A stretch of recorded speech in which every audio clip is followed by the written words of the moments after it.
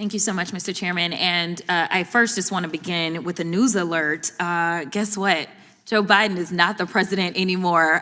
So maybe we can move on. Maybe we can move into the present, because it seems like we are living in the past. And listen, these are not the good old days, you know, like you used to sit around and your grandparents would talk to you about what used to happen. What we need to be talking about is how we are going to legislate, because I think that some of my colleagues have confused what our jobs are. And I get that we're sitting in judiciary. And so it may seem as if we are here to be litigators, but we are here to be legislators, which means that we are supposed to be writing laws, not trying to have our own trials and determine whether or not something is true or not, or whatever the case is, or who should be sued, who shouldn't be sued.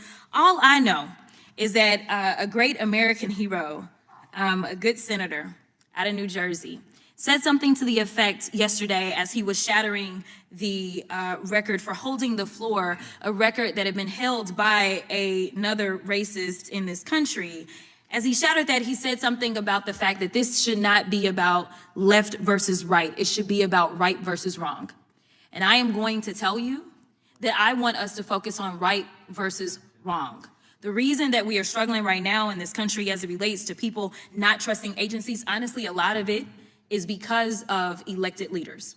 Let me tell you, one of the things that the chairman and I actually agree upon, we don't agree on a lot, is that we both know that there has been a sharp incline as it relates to threats upon our lives.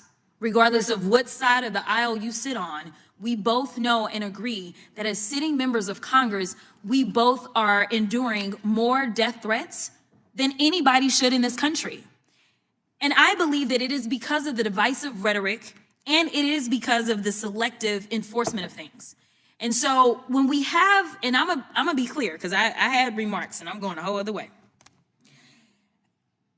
To have the sitting Attorney General go on, and I'm gonna call it faux news. I know some of y'all love it, but it's fake to me. To have her go on Fox News and to then decide that she wanted to send a threat to me, it was wrong. Because here it is, she is the highest law enforcement agent in this country, and people are watching and they are consuming this information, and they are believing that simply because I decided that I wanted to exercise my right to free speech, which I am not abridged from doing, that she then wanted to then politicize something that should not be politicized. I don't like Elon Musk. I'm gonna say it 50,000 times. I don't like him. I don't like that he going out there and he firing people. I think that he's a crook, because somehow the rest of us can't sit around and get whatever federal contracts we want. The rest of us can't sit around and get law enforcement and get them somehow ordained as federal law enforcement to protect him. The rest of us can't get our dealerships protected by the federal government. That is somebody that is operating above the law. For whatever reason, just because he has a lot of money, more money than everybody else. And yes, I am happy to see that on my birthday, which is what I said, there were peaceful protests around this world against him, because he is a problem. And so you never should have somebody that is sitting that high and is going to sit up here and threaten a sitting member of Congress when she knew good and well, if she watched the entire thing, that I specifically told protesters to make sure you consult with lawyers, just like I've told protesters over and over and over in the history of me advising people to go out and exercise their constitutional right.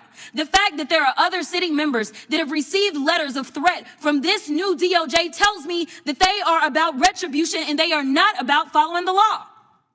The reason that our party, or I won't even say our party, our country is torn apart is because we can't even agree on right versus wrong.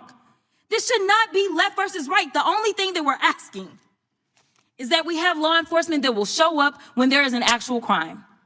If somebody calls and says, hey, I need you to investigate this cyber crime, or I need you to investigate this child pornography, or I need you to investigate this robbery, then we want somebody to show up, and we don't want them to look at us and act as if just because I'm black or because I'm woman that I am not worthy of having that case investigated, because we have an administration that is continuously railing against diversity, equity, and inclusion, or we don't need people that show up that feel like diversity should not be valued. That is why we should have somebody that may show up and looks like me.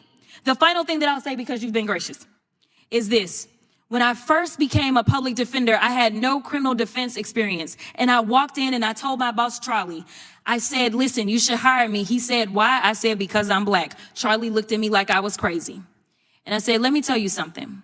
When I walk in, I'm going to walk in with a level of rapport and understanding that maybe some of my other colleagues will not.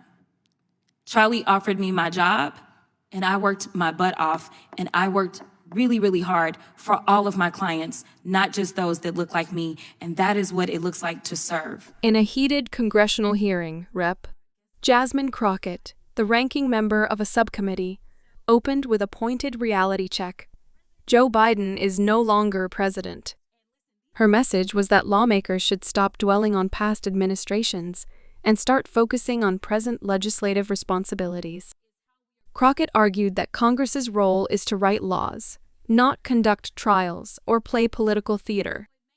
Key takeaway: she is calling for a shift from partisan combat to policy action. If you value fact-based political breakdowns, subscribe now so you do not miss future coverage.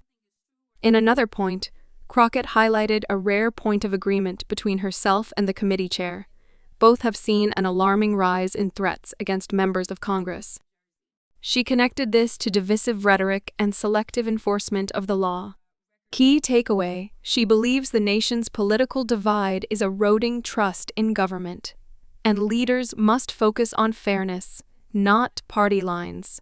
For more in-depth analysis of political accountability, hit that subscribe button. Crockett criticized the Attorney General for appearing on Fox News, which she personally called faux news, and allegedly making a public statement that Crockett viewed as a threat toward her. She framed this as an example of politicizing law enforcement and fueling public hostility toward elected officials. Key takeaway: she is warning that when the nation's top law enforcement official appears partisan, it damages institutional credibility. Subscribe for continued coverage of how media appearances impact political trust. She then shifted focus to Elon Musk, accusing him of operating above the law because of his wealth and influence. She criticized federal protections and contracts she claims are uniquely afforded to him, while ordinary people and businesses do not receive similar treatment. Key takeaway: this is a broader criticism of economic inequality and perceived preferential treatment for the ultra-wealthy. If you want more investigative stories on corporate influence, subscribe now. Crockett argued that law enforcement must show up when crimes are reported, regardless of the victim's race or gender, and warned against dismissing diversity, equity, and inclusion in public service. She stressed that representation matters, especially for building trust in communities historically underserved by the justice system. Key takeaway: she sees diversity not as a political talking point, but as a tool for fairness in justice. Subscribe for future reports on diversity and justice reform. Crockett closed with a personal anecdote about becoming a public defender. With no criminal defense experience at the time, she told her boss he should hire her because she is black, explaining that shared experiences with clients would help her build trust and understanding. She emphasized that she worked hard for all her clients, not just those who looked like her. Key takeaway: she is framing representation as a strength in service, not as favoritism. For more stories connecting personal experience to public service, subscribe to the channel.